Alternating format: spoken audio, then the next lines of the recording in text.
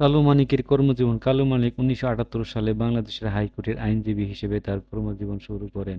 ১৯৯৬ সালে তিনি বাংলাদেশের ডেপুটি অ্যাটর্নি জেনারেল নিযুক্ত হন।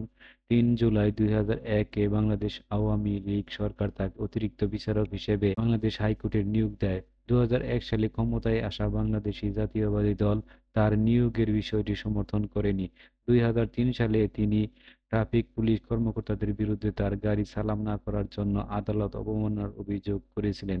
বাংলাদেশ পুলিশের মহাপরিদর্শক শহীদুল হক বলেছিলেন যে, ট্রাফিক পুলিশ কাউকে অভিবাদন জানাতে বাধ্য নয় এবং এটি নিরাপদ থাকলে তারা তা করতে পারে। পরে বিচারপতি এম এ মতিন ও বিচারপতি সৈয়দ রেফাত আহমেদের সমন্বয়ে গঠিত বাংলাদেশের হাইকোর্ট বেঞ্চ শহীদুল হকের বিরুদ্ধে আদালত অবমাননার রুল জারি করে, যা তাকে আইন অনুসারে স্বয়ংক্রিয়ভাবে মহাপরিদর্শকের পদ থেকে সরিয়ে দেয়। পরে তিনি বাংলাদেশ সরকারের রাষ্ট্রপতি কর্তৃক ক্ষমা লাভ করে যা হকের চাকরি ফিরে পান।